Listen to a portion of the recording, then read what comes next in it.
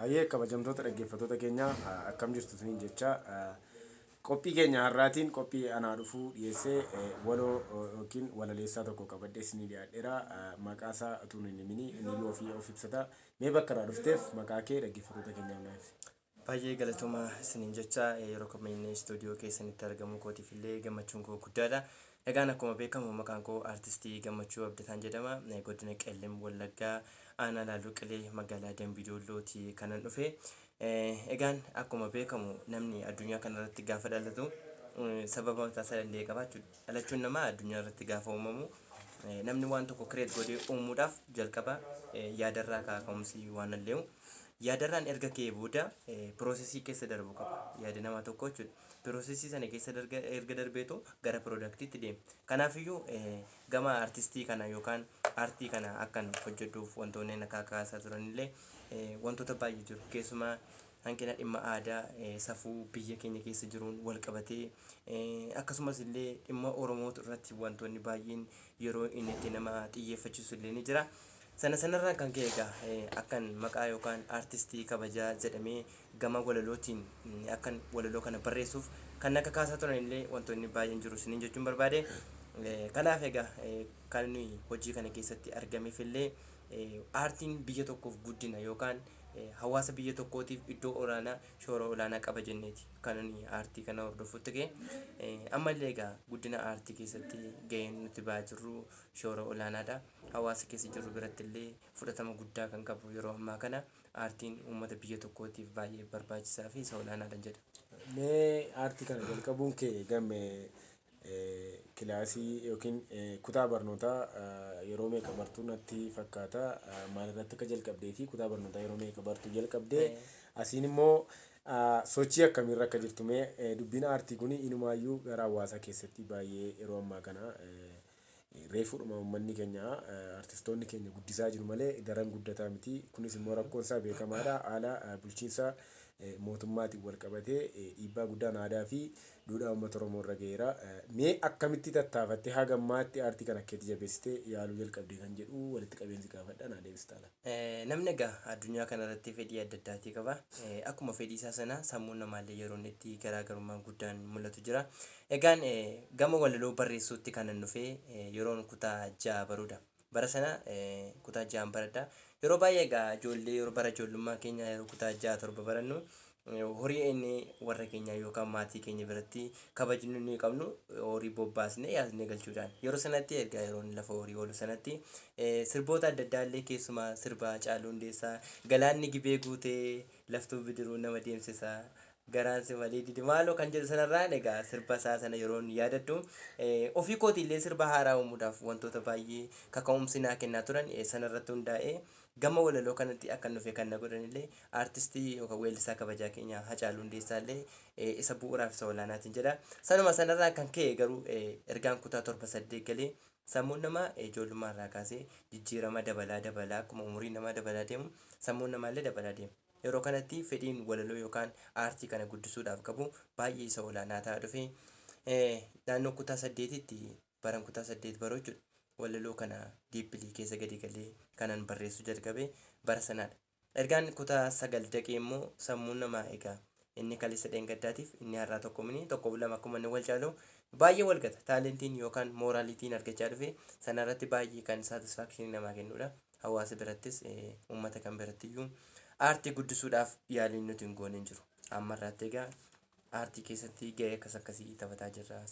Walaloo kee yeroo jalqabaatiif ittiin waltajjii isaa ta'uu uummata yookiin waltajjii yoo ta'e waltajjii akkamiirratti yeroo jalqabaatiif dhiyeessite kanaan ala immoo iddoo kamitti yeroo jalqabaatiif dhiyeessite walalichi immoo isa kam akka ta'e yaadataa yeroo jalqabaatiif walaloo dhiyeessite. Walaloon egaa yoomiyyuu taanaan sammuu namaa keessaa kan badu miti. Baranni kutaa 8 baru yeroo sana barattootaaf illee hiriira mana barumsaa irratti otuman babarreessu dandeettii walaloo barreessuu illee na keessatti gumaacha olaanaa ta'aa dhufe.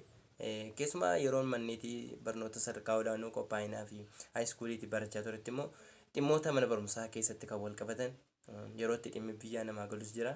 Yeroo itti dhimma dhuunfaa ofiirraa kaanii kan hawaasaa kan biyyaa kan mataa ofii illee yeroo inni itti yaadan ni jira. Sanaan kan wal qabatu dhimma biyyaa irratti illee walaloo baay'ee barreessaadha kanan ture. Walaloo sana egaa akka inni fudhatama qabu kan taasise tokko haala namni keessa jiru sana fakkeenyaaf bara 2007 sana jechuudha. Yeroo Oromiyaan jeequmsa guddaa keessa ture sanatti walaloo siyaasaa ittiin illee barreessite minaamin fa'aa kan jedhan shororkeessummaatiin bifa sanaan illee hidhamaa tureera, reebamaas tureera. Wanti baay'ee na mudatee darbeera. Mudannoon kun sun immoo anaaf hubannoo ta'e malee keessa gannan deebisne jechuudha. Maaliif wanti tokko gaafa nama mudatu hubannoo akka waan sun namaa ta'uufi. Kanaaf gochi yeroo sana narratti raawwatame aartii guddisuudhaaf cimina yookaan dandeettii naaf kenne malee boodatti kan na deebisee hin qabu siniin jechuun barbaada. Walaloo kee yeroo jalqabaatii fi uummataaf gumaachite wajjin dhiyeessite yaadatta Walaloo egaa walaloo yoo baay'eetti jiraachuu dandeessa. irraanfatamuu danda'asi. Wantoota baay'ee jira. Tolee rakkoo hin qabu. Jireenya kee keessatti guyyaa gammadde yookiin guyyaa itti gaddite qabdaa gamma geessetti. Addunyaa kanarratti egaa gammachuunis akkuma jiru gaddisni baay'ata. Yeroo kamiyyuu taanaan namni addunyaa kanarra jiru waan tokko gaafa uumee hojii isaatiif mul'ata guddaa qabaadheedha kan inni jedhu eebuu yookaan mul'ata keessa jiru keessoo isaarra jiru irra gaafa ga'udha. Malee namni calluma jedhee fakkeenyaaf al tokko bakka deemtu beektu taanaan karaa hundumtuu si geessaadha. Jechi kun akkamittiin akkas ta'e faayidee yeroo baay'ee mataa kootii cabaan ture. Yaa jechi kun sirriidha. Maaliif namni pilaanii mataa isaa danda'e hin qabne gara inni itti deemu namaaf hin galu. Kanaafiyyuu addunyaa kanarratti deemsa mataa keenyaa kireet goonee uumuudhaaf lafa dannu yookaan bakka geenyu ilaaluu qabna mul'ata keenya sana bira ga'uuf jechuudha. Kanaafiyyuu gammachuun koo inni olaanaan fedhii aartii keessa gaafa hin galu biyya tokkoof gumaacha yookaan seenaa tokko buusee seenaa boonsaa hojjetee darbuu kootiif aartii keessatti gammachuun gosa guddaadha. Kanaafiyyuu dhalachuu kootti nan gammadachuu barbaade. Ayyee gaariidha amma yoon sin gaafanne dhaggeeffattoota keenyaaf ofii kootii yoon ibsillee naa wayyaa mooraa yuunivarsiitiitti kan barataa jirtu. Mee as yeroo baatu fiildii irratti barataa jirtuu fi kaayyoon atamma qabattee jirtu immoo xiqqoo hin garaagara ta'a.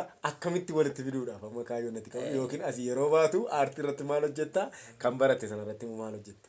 Yeroo baay'ee ijoolleen fiildiin baradhu irratti ati koo kanan turre fiildiin keellee yeroo isaatti naan jiran jira. Maaliif gosti fiildii kooti baankii for faayinaansii kaalkuleeshinii malee takka illee hin qabu daansii. Egaa yoo na barbaadan maamila kootiif gartuu Oromiyaa baankiitti yoo dhuftan na agartu. Yeroon itti jechaanii ture illee ni jira. Sana wal qabatee egaa namoonni baay'een aartiin dirqama sirraa deemuu qaba waan ta'eef fedhiin kee aartii waan tureef aartii barachuu qabdu turtee naan jiru. Ani ammas taanaan yoomiyyuu taanaan aartii guddisuudhaaf gosti fiildiin irra jiru murteessaa ta'uu hin qabu. Maaliif namni tokko waan irratti barate hojjechuudhaaf dirqama mataa isaa ta'uu Achi yoo seen immoo maallaqaan humna gargaaraa itti aartii. Kanaafidha inni guddaan murteessaan yaada fedha qabaachuudha. Fedhiin immoo fedhiin yoomiyyuu taanaan fedhii ofii malee wanti godhamu hin jiru. Fedhii ofii malee fedhiin saanduqa reeffaatii fedhiin qabdu taanaan jedhu wal tokko. Kanaafiyyuu fedhiin isa olaanaadha. Fedhii sana irratti immoo wanti hojjetamuu qabu yoo jiraate yaada mataa ofiiti. Kanaaf baankii fakkeenyaaf boru Oromiyaa baankii akkan galuu dhagaa abdii kana hin qabu. Oromiyaa baankii. Oromiyaa baankii kooperaatiivii kana fa'aa galuun barbaada. Mee yeroo na wajjin haasoftu walaloo anaaf illee karaa feesbuukii naa barreessite ta'anii yeroo gorora lafatti tuftu walaloo matuuf ta'ee yaadda. Inuma amma mootuu seenii baankiitti kunoo walaloo baafattee ta'a ittiin siinaa ga'u na rabbiin jedha anillee hawwii kooti. Dhaggeeffattoota keenyaan jaallattoota keetiin maal jettamee gara fuulduraatti warra si booddee jiranii? Keessumaa mooraa yuunivarsiitii keessatti wantoota baay'eetu mul'ata. Sadarkaa ammarra keessa jiru irraan kan ka'e mooraa yuunivarsiitii dirree qaroominaa ta'uyyuu dirreetti wantoota adda addaa baranidha. Maaliif sabaaf sablammoota adda addaatu jiru. Yuunivarsiitiin immoo egaa dirree barnootaa ta'ullee bakka itti sammuu ofii kireet yookaan injooyin godhanii waan tokko murteessanii darbanidha. Sanaaf immoo yuunivarsiitii keessatti hubannoon akkuma jiru mudannoo baay'ee jira. Keessumaa anatu yuunivarsiitiin galiin duratti wantoota baay'eedha kanan biyyatti dhagaa ture. Information qabu utuun yuunivarsiitii nageen yuunivarsiitii galeen dur yeroo biyyaa jechuudha. Maaliif hiriyoonni koo na dursanii yuunivarsiitii galan baay'ee isaanii jiru. Yuunivarsiitiin yaala akkasiitii baruu barsiisuu irratti dhimma hawaasummaa irratti dhimma jiruuf jireenya laayifii yuunivarsiitii jiru hundisaayyuu yaadaan qabadhee isa kanan dhufe garuu kanan argee hamma nagee irra hin caalu. Kanan nagee dhufe jechuudha. Kanaaf hojiin keessaa yoomiyyuu taanaan akkaataa sammuu ofii abbaan itti of godhee. Yuunivarsiitiin amala akkasii qaba. Kanaaf iyyuu ijoollee keenya yuunivarsiitiitti erguun al tokko namoonni baay'een waan akkasii haasa'u. Yuunivarsiitii galeef namni amala addaan agarsiisu. Amalli addaa kan waan tokko horatamaa deemu sabaaf sablammoota gara abbaadhaan irraa ofirraa ka'a. Kanaaf iyyuu keessumaa namoonni jaalalaan qabamanii yuunivarsiitii keessatti mudannoo seenaan taane fa'aa dabarsanii gara biyyaatti illee yeroo isaan ari'amanii galanii jiru. Kun jecha yookaan gocha dogoggoraati. Maaliif yuunivarsiitii keessa kan dhumneef kaayyoo mataa isaa danda'e qabaachuu qabna. Sana gamma galmaan geenyutti immoo ejjennoo keenyarraa wanti nu deebisu yookaan kaayyoo keenyarraa booddeetti kan nu deebisu yoo jiraate sammuu keenyaan. Kanaaf wanta hoo gaafa goonu murteessinee gochuu qabna. Keessumaa yeroo baay'ee mucaa dormii kooti tokko galgala dhufu guyyaa dhufu halkanis yoo dhufe waa'ee jaalalaasaa. Yeroo hunda waa'ee jaalalaasaa magarsaa jedhama. Waa'ee jaalalaa kana kun koo siif haaraa miti hin jedha. Jaalala jechuun nuuf haaraa miti maal? Kaleessa dheengadda waan agarree dabarree. Bira ga'uus immoo ganaa yeroo baay'ee jiraachuumtu jaalala. Bakka kanaa. Maaliif addunyaa kana irratti ko namni wal jaallatee darbina jaalala. Kanaafuu barattoota yuunivarsiitiitii jaalala qofaa irratti hin kufinatta. Bakka dhaamsa qabu yoo jiraate jaalalli hundee bu'uura jireenya dhala namaati. Sana ta'ee otoo jiru jaalala keessatti kufanii karaan taanii namoonni baay'een iddoo adda addaatti kan argaman illee kun gocha dogoggoraa waan ta'eef jaalalli isin waliif qabdan yoo jiraate akka sabaaf sablammeetti amantii lagaan kutaan utuu waliin qoodin hundumaa jaallachuun dirqama mataa keenyaati. Sanaaf jaalala keessatti illee of eeggannoo guddaa akka isaan taasisanii argaa gooti. Hayyee yeroo kee aarsaa gootee yeroo barnootaa kee aarsaa gootee nafaana teessee gaaffiif deebii ani dhaggeeffattoota kootiif waadaa galee ija na guuchituu keetiif maqaa kootiif maqaa dhaggeeffattoota kootiin siin galateeffadhaa ulfaadhuu yeroo biraallee hin badinii siin jedhe. Ora bulaa. Dhaggeeffattoota keenya akkuma isiniin jedhe waloo yookiin walaleessaa aartistii gammachuu yookiin immoo amma baakiriidha. Yeroo baay'ee qabadhee isinii dhiyaadheera innillee yaada baay'ee waan irraa barattanii waan ittiin bohaartan isinii ibseeradhee yaada maqaa kootiin maqaa dhaggeeffattoota koo maqaa keessaniin nan galateeffadha. Gammeellee ammas jabaadhuu itti fufii aartii uummata keetii guddisuudhaaf bu'uura guddaa gumaachaa jirta ammas itti fufiin jedhaanii. Yaada yeroo qabaattan sararri bilbila keenya Duwwaa 917 Duwwaa 8 feesbuukiin keenya Abbayyaa Asfaw jedhama. Iimeeliidha yoo nu quunnamuu barbaadan iimeeliin abbayyaa0asfaw@gmail.com dhaan nu quunnamu. yuutuubii irratti Abbayyaa kan jedhu saskiraayib yoo gootan odeeffannoolee garaagaraa yeroo yerootti isinii dabarsuu danda'a. Waan na dhaggeeffattaniif guddaa galatooma. Kabajamoo gammee baga nagaan dhuftee baga dhaggeeffattoota kootiif yaada na yaattee maqaa dhaggeeffattoota kootiif sin galateeffadha ulfaadhu siin jedha.